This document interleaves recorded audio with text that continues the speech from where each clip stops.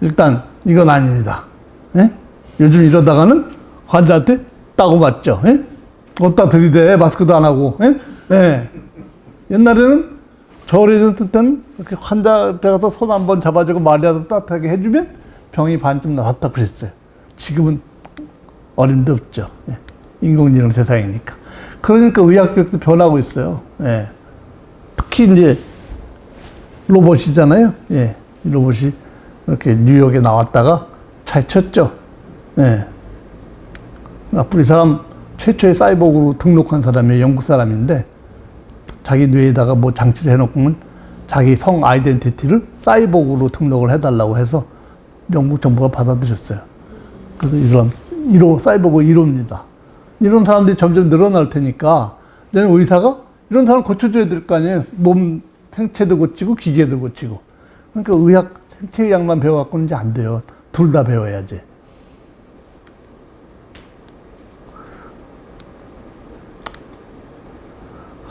뭐 코비드 난리가 났잖아요. 의료 시스템이 엄청나게 부담을 줍니다. 저희들 뭐 처음에는 뭐 고생이 말도 못했어요. 막 병원이 혼란스럽고 다들 지치고 막 감염되고 막 뚫리고 그래서 홀가닥 뒤집어졌는데 그래서 이제 나라에서도 그 수건 사업인 비대면 진료를 갑자기 막 느닷없이 허용을 하고 그런 일이 벌어졌거든요. 근데 이런 변화들이 지속될 것인가 아니면 코로나가 잠잠해지면 다시 원상복귀할 것인가를 보면 저는 다시 옛날로 돌아갈 수 있을 것 같잖아요. 왜냐하면 환자들이 이미 너무나 편리한 걸 맛을 봤기 때문에 그걸 다시 옛날대로 다시 해. 이거는 잘 안 될 것 같아요. 그래서 이미 몇몇 발빠른 병원들은요, 미래 병원처럼 행동을 하기 시작했습니다. 그래서 병원 시스템이 막 바뀌어요. 바뀌어야 됩니다, 이게. 왼쪽 중국의 어느 병원이에요. 장터죠, 장터. 이게 병원이에요. 병원 로비인데, 오른쪽은 환자 하나도 없고, 이렇게 엄청나게 디바이드가 생깁니다. 너무 하이퍼 센트럴리제이션이 돼서 폐단이 말도 못합니다. 333 진료 아시죠? 3개월 예약대기, 30분 앞, 최소 30분 앞 진료실 앞 대기, 최대 3분 진료. 예. 지금 현재 우리나라에서 벌어지고 있는 일 아니에요. 예. 그러니까 암 환자들이 이렇게 쪽방, 환자방 아세요? 고시방만 있는 게 아니고요. 각 병원 옆에 다 있어요, 쪽방이. 근데 뭐 목포에서 아산병원에 어떻게 항암제 치료하러 다녀요.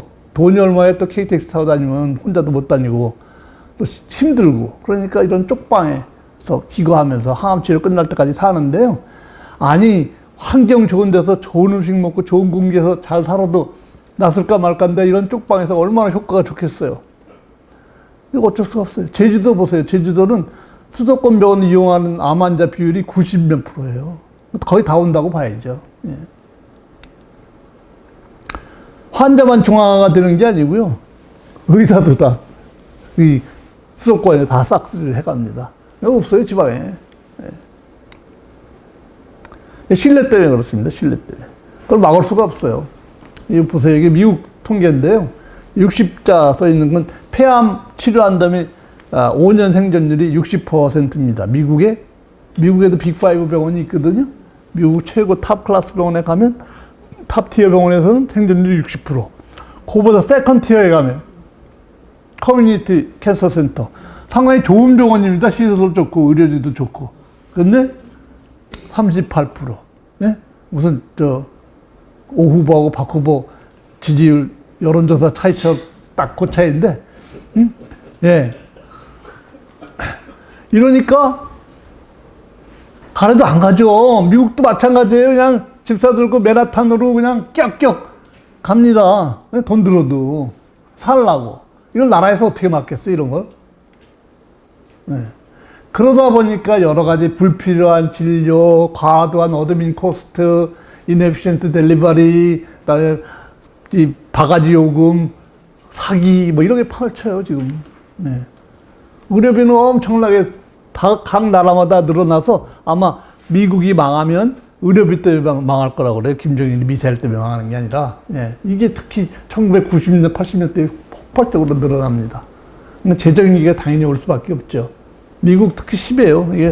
이게 방울뱀한테 물렸을 때 보험이 없으면 15만 불, 예? 그러니까 방울방에 물려 죽나 돈 없어 죽나 마찬가지 되겠다고 지금 예 그럽니다. 얘는 유명한 애기죠. 39불 베비. 예. 얘 엄마가 재앙절개로 낳았어요.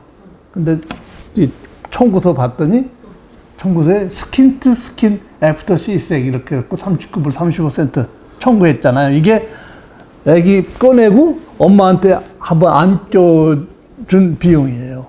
내 애기가 내 배에서 나와가지고 내가 한번 안아봤는데 청구는 39불. 엄마가 하도 기가 막혀서 여기다 셔츠를 아니 내가 허깅을 한번 했다고 39불 내야 되냐. 지금 이 꼴입니다 지금. 네. 그래서 의사들은 불행하고요. 환자들은 불행하고 정부들은 힘들고 그렇습니다. 이게 너무 메가 호스피탈들 막 이런 것들 비용이 쓸데없는데 많이 나가서 그래요. 예. 점점 이렇게 그냥 독과점 폐해가 막 나타나는 거죠. 그런데 간단해요.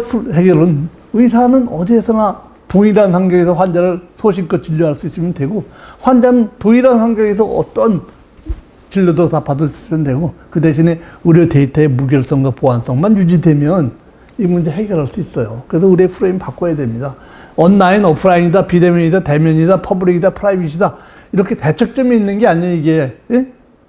절도 대척점이 있는 게 아니고 다 한꺼번에 돌아가는 겁니다.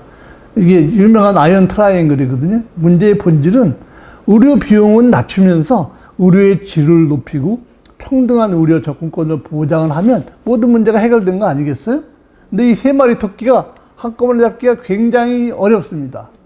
보시죠? 예. 하이 퀄리티면 로우 코스트, 하이 퀄리티 하면 슬로우 델리버리가 되고요. 하이 퀄리티의 레피드 델리버리 하면 하이 코스트가 되고요. 예? 로우 코스트의 레피드 델리버리 하면 로우 퀄리티가 되고 세 개를 동시에 하기가 굉장히 어렵습니다. 예. 그래서 이거는 퍼블릭 프라이빗 파트너십으로 정말 민관이 합동을 해서 노력하지 않으면 해결이 안 됩니다. 그래서 결국 어디에서나 네트워킹을 통해서 맞춤 진료를 할 수 있으면 되는 거잖아요. 그러자면은 아주 좀 더 스마트하고 패스트 델리버리가 돼야 되고 좀 더 합리적인 가격이 돼야 되고 접근성이 합리적으로 되면 되죠. 이거 해결 못하면 우리는 이렇게 질병의 질곡에 평생 노예로 살아야 될 판이에요. 지금 코로나에서 보듯이. 예. 근데 다행히 점점 세상이 이렇게 되다 보니까 메가 트렌드가 인더스트리 메가 트렌드하고 헬스케어 메가 트렌드가 거의 요새 동일해졌습니다. 글로벌리제이션, 에이징, 헬스 앤 세이프티, 모빌리티, 얼바니제이션, 인디비주얼리제이션, 디지타이제이션 이렇게 인더스트리나 헬스케어나 별 다름이 없이 됐어요. 그건 뭘 의미하느냐? 이게 드디어 이제 크로스 인더스트리 이노베이션 할 때가 온 거예요. 예? 예. 의사가 차고 치고 있잖아요. 예. 아까 사이버그 고치려면 이렇게 해야 돼요. 그렇잖아요. 병원에 왔다가 또 서비스센터 갈 수는 없잖아요. 예? 예. 근데 병원은 앞으로 어떻게 될 것이냐? 큰 병원들은 좀 없어지고요. 병원에 한 3종류의 병원으로 될 텐데 아주 그 스페셜티 케어를 제공하는 그런 아주 상급 병원, 그 다음에 커뮤니티 어떤 헬스 허브로서의 역할을 하는 병원, 하나는 홈스피탈, 예? 집인데 거의 병원급의 진료가 가능한 집, 이렇게 3가지 모습으로 될 겁니다. 소위 버추얼 호스피탈 시대가 올 거라는 거죠. 그래서 예, 인공지능과 데이터 테크놀로지와 초고속 통치 블록체인 등 수많은 이 어드밴스 테크놀로지가 케어 델리버리 모델과 헬스케어 유통 시스템을 무너뜨릴 거라는 거죠. 예, 그래서 이 유통의 혁신이 꼭 비즈니스만 있는 게 아니라 헬스케어에도 꼭 필요하다 하고 제가 주장을 합니다. 그래서 이 메디컬 빌딩 사라져야 돼요. 아주 호객님이죠. 의사는. 한번 들어오면 많은 유발 인구를 또 프로부킹하고 또 한번 나오면 잘 안 나가요. 돈 월세 꼬박꼬박 잘 내고. 예? 네, 그러니까 건물주 입장에서는 이렇게 좋은 손님이 어디 있어. 네. 문제는 비효율성이죠. 이렇게 하니까 쓸데없는 비용이 너무 많이 나가요. 그래서 의료 시스템을 개선하지 않으면요 비용 문제 해결되지 않아요. 이렇게 지금은 중재자만 좋죠. 미들맨들만 좋아요. 그래서 소위 말하는 배추값이 농가에서 지불하는 돈과 소비자가 배추 사는 값이 엄청나게 차이가 나고 중간에 있는 사람들만 빨대 꽂고 이 재미 보는 소위 말하는 이렇게 예? 예. 이 빨대를 없애야 돼요. 자본주의 속성상 이 빨대를 하나도 없게 할 수는 없어요. 그렇지만 줄일 수는 있다고 봅니다. 인공지능이. 예. 그래서 이 과도한 오버헤드가 문제거든요. 이 대표적인 게 이 그림이에요. 이게 의료비가 이렇게 올랐는데, 이 노란 선 보이세요? 노란 선? 의사 수입이에요. 의사도 불행하죠. 아니, 이렇게 올랐으면 의사 수입도 좀 이 정도는 돼야 되는데, 예? 밑으로 깔았으니 의사들은 불만이 많아. 다른 사람들 그렇게 생각할지 모르지만. 하여간 의사도 불안하고 환자도 불행합니다. 예, 그래서 의료 공급자고 의료 소비자가 아까 배추 농가처럼 유통구조 개선처럼 좀 개선이 돼야 됩니다. 지금 같은 이런 유통 아주 획일적인 1차, 2차, 3차, 3급 이런 건 아니라는 거죠. 요즘 세상에. 예. 뭔가 과감한 혁신이 유통비용을 없애야 되는데 예. 이렇게 바뀌어야 된다는 거죠. 플랫폼 병원으로. 예. 그래서 1차, 2차, 3차, 3급 의료기관이 유연하게 서로 왔다 갔다 할 수 있는 상하 연계 진료도 가능하고 수평 진료도 가능하고 공유 진료, 합동 진료 이런 것들이 자유롭게 이루어지는 환자와 의사 병원이 서로 직거래 장터 같은 게 있어야 된다는 거죠. 소위 말하는 매칭 서비스라고 그러니 지금 이거 하고 싶어도요 매칭이 안 돼서 못해. 의사가 없는 게 아니에요. 나한테 필요한 의사를 만나기가 힘든 거지. 예? 의사는 내 주변에 요 바깥에만 나가도 얼마나 많아요. 맨 성형외과라 그렇지. 예? 근데 내가 배가 아픈데 요 강남에 나가서 이거 억세스가 안 되는 거잖아요. 그래서 의사가 없는 거예요. 근데 그 문제를 해결해 주자 이거죠. 그거 해결 안 하고 의사 숫자만 늘리면 아무 짝에 소용없어요. 그래서 아주 유통 과정을 단순화하고 의료 정보 흐름의 단순화가 키워드입니다. 아까 이거. 예. 마치 이미 다 마켓컬이나 뭐 쿠팡 이츠 예? 그냥 막 밀키트 막 갖다 주잖아요. 얼마나 좋아요. 예. 그래서 의료 인력도 이렇게 물리창고가 있어야 되고요. 이렇게 병원에서 이렇게 쫙 딜리버리가 진료 서비스가 이걸 만들어야 아까 유니버설 베이직 의료 서비스도 가능하다는 거죠. 네. 아마존 벌써 하고 있어요. 아마존이 여기다 눈을 안 돌릴 수가 없죠. 이 사람들 의료 유통이잖아요. 예. 그래서 지금 예. 상품 딜리버리가 가능하면 헬스케어도 그렇게 해야 된다. 아마존이 주장하는 바예요. 예. 그래서 이 사람들 벌써 케어 딜리버리를 시작했습니다. 예. JP 모건하고 무슨 꿍꿍인지 모르겠는데 하여간 예. 보험 이용해서 뭐 좋은 일을 하는 거겠죠 뭐. 예? 예. 월마트도 질세라. 예? 예. 지금 유통이 이렇게 변하고 있어요. 예. 우리 이마트는 아직 없죠. 예. 강아지는 있더라. 이마트 앞에 들어가는데 홈플러스인가 그 댕댕이 클리닉은 있더라고요. 예? 예. 근데 월마트의 뉴 어드벤처는 월마트 클리닉이에요. 발 빠르죠. 예. 이거 하려고 그러면 이제 비대면 진료가 필수거든요. 비대면 진료, 저 비대면 진료만 하자는 거 아니고 온라인, 오프라인에서 유연하게 하자는 거지. 내가 온라인 진료를 주장한다고 그래서 오프라인 진료 하지 말자는 얘기가 아닌데 토론에 나가면 막 공격하는 사람들이 막 그 온라인 진료에 대해서 막 언니 나쁘다 그런 식으로 막 얘기를 하는데 제가 이름이 또 언이에요. 언. 예, 할아버지께서 이름을 아주 잘 지어가지고 예. 제가 옛날에 한참 활동할 때 병원에서 이제 제 추종자들이 있어요. 그걸 이제 온라인이라고 그랬어요.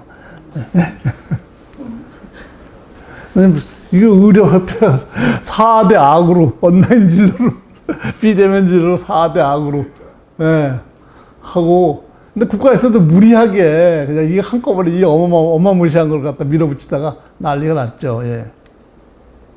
원격에 대한 부정이 96.4%였는데, 실제로 해보니까, 뭐, 대학병원에만 쏠릴 것이다 하는 우려는 없고, 제일 많이 한 게 동네 병원이에요.